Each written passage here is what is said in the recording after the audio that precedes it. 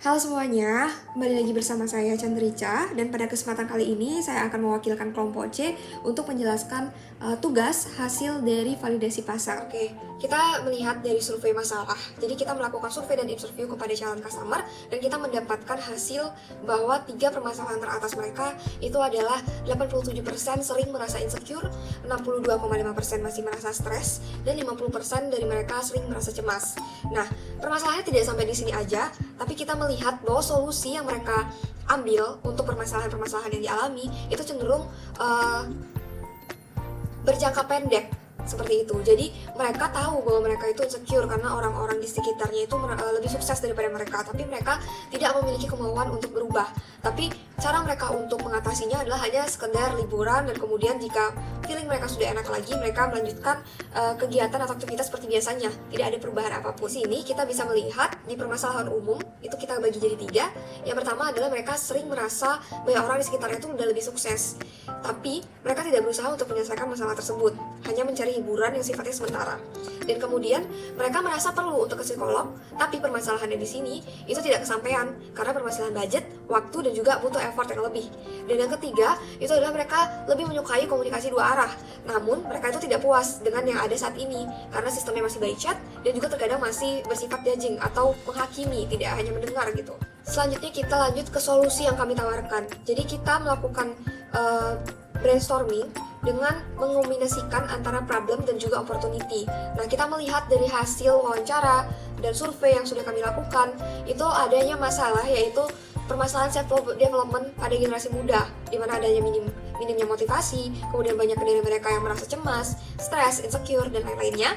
Dan di sisi lain kita juga melihat bahwa ada peluang, di mana peluang di sini yang kita lihat dari hasil survei pasar yang kita lakukan dengan mengambil data-data sekunder, melihat fenomena yang ada di pasar, itu adanya awareness dan minat generasi muda terhadap self-development yang saat ini terbukti menjadi tren yang positif. Dengan adanya permasalahan dan juga peluang ini, kita kombinasikan dan kami ciptakanlah salah satu platform yang kami tawarkan, itu adalah Rumanara, di mana ini merupakan aplikasi layanan self-development untuk meningkatkan self-awareness atau kesadaran diri yang dikhususkan bagi para Gen Z. Pertanyaannya di sini adalah apakah mereka memiliki willingness to pay dan apakah mereka memiliki kemampuan untuk membayar layanan yang kami tawarkan. Nah, di sini kami sudah mengelompokkan 10 calon customer yang akan membeli layanan kami, dan ini didasarkan dari orang-orang yang kami wawancara dan juga kami survei di dalam market research kami. Di sini kita ada 10 orang dan mereka memiliki kesamaan, yaitu mereka memiliki konsentrasi yang lebih ataupun concern terhadap self development, dan mereka sama-sama memiliki permasalahan seputar hal tersebut. Nah, mereka memiliki kemampuan untuk membayar terhadap layanan yang mampu membantu menyelesaikan permasalahan yang dialami dan terbukti dari analisa behavior. Jadi, untuk mengelompokkan 10 orang ini, kami juga melakukan nih analisa bagaimana sih kegiatan mereka sehari-hari, dan ternyata mereka itu sebenarnya mau membeli produk yang bisa membantu mereka untuk menghilangkan permasalahan-permasalahan mental health mereka. Seperti mereka yang merasa insecure, biasanya customer-customer yang sudah kita list di sini, itu mereka membeli buku untuk menghilangkan rasa insecurity-nya. Kemudian ada dari mereka yang membeli produk-produk yang bisa mengklaim menenangkan. Contohnya yang saat ini sedang ngetren itu adalah essential oil, seperti itu. Nah, jadi dengan adanya behavior ini, kita bisa kelompokkan bahwa mereka tuh sebenarnya mau membeli sesuatu secara impulsif, asalkan permasalahan mereka seputar mental health itu dan self development ini bisa terselesaikan. Nah, kemudian apa aja sih pertimbangan dari calon customer untuk membeli layanan dari Rumanara ini? Jadi ada beberapa benefit yang bisa mereka dapatkan. Yang pertama itu adalah kebutuhan mereka akan komunikasi dua arah. Jadi kita akan menghadirkan layanan konsultasi dua arah yang terjamin privasinya, dilayani juga dengan profesional di bidangnya. Dan kemudian kepraktisan. Nah, di sini kita akan mengemas layanan ini dalam bentuk aplikasi yang dapat diakses every time everywhere dengan fitur yang praktis berupa voice atau video call untuk layanan konsultasi. Dan untuk kebutuhan akan suatu hal yang interaktif, di sini kami menghadirkan fitur-fitur interaktif mulai dari halaman dashboard hingga halaman after purchase-nya nanti itu untuk menciptakan experience bagi mereka dan boosting their mood. Dan kemudian kita juga berusaha untuk memberikan harga yang affordable, seharganya sesuai dengan kantung dari generasi muda, kita mengetahui bahwa generasi muda atau Gen Z itu memiliki penghasilan yang tidak cukup banyak ya. Jadi kita akan sesuaikan juga dengan kantong mereka. Jadi yang kita jual di sini, benefit utama kita di sini adalah experience.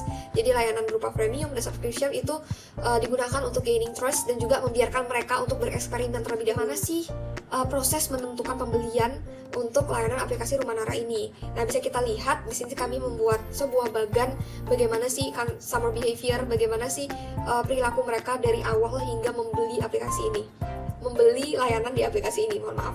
Jadi kita mulai dari awal, yaitu mereka yang mengalami permasalahan seputar self development. Tentunya mereka akan merasa sad atau sedih atau angry, jadi feeling bad bisa dibilang. Dan mereka yang merasa feeling bad ini cenderung akan membuka sosial media mereka untuk mencari informasi, entah itu hiburan maupun informasi lainnya.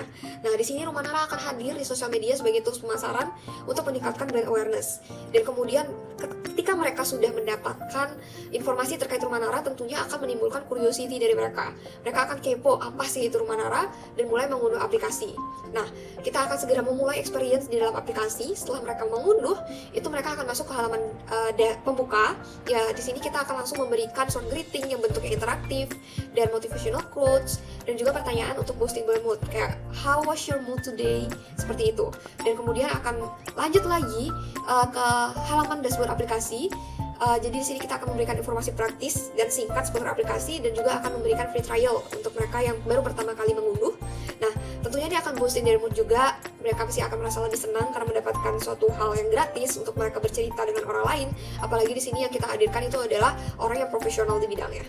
Dan kemudian akan masuk ke layanan konsultasi dua arah dan kemudian akan diberikan konseling melalui call, video maupun chat biasa, dan juga kita menyediakan fitur-fitur after purchase yang interaktif juga, seperti rekomendasi kegiatan setelah ini kalian tuh harus apa. Kemudian kita juga memberikan form feedback, dan kemudian ini akan menciptakan suatu hal yang positif bagi mereka. Dari yang awalnya mereka mengalami permasalahan, dan setelah mereka menghadapi experience dari Rumanara ini, itu mereka akan merasa lebih plong, mereka akan merasa lebih senang, dan ini akan menciptakan customer satisfaction atau kepuasan dari konsumen, dan ini akan bisa memicu mereka untuk repurchase lagi.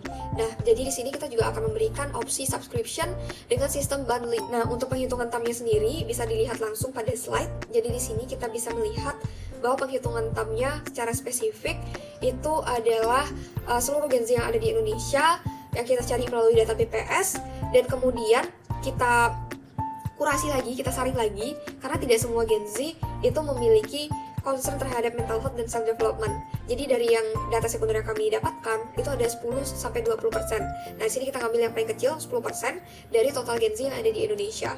Nah, totalnya itu jadi 7.549.000 jiwa, dan kita hitung TAM-nya dan menghasilkan rupiah sebesar 94.362.500.000 rupiah. Nah, dari jumlah yang besar ini kita convert ke dalam dolar, dan ini ternyata lebih dari 5 juta dolar. Dan ini mengartikan bahwa TAM kami itu memiliki performa yang baik dan perhitungan yang baik untuk menjalankan bisnis ini ke depannya. Nah, sekian dari presentasi kami mengenai validasi pasar, dan mungkin teman-teman ada yang ingin bertanya atau Bapak Ibu dosen yang ingin memberikan feedback bisa langsung menuliskan di kolom komentar. Ini merupakan hasil dari diskusi kami bersama tim, dan kemudian kami akan melanjutkan untuk sesi penugasan selanjutnya, yaitu user persona di penugasan selanjutnya. Sekian dari kami, mohon maaf bila ada kesalahan kata. Akhir kata kami ucapkan terima kasih dan sampai jumpa.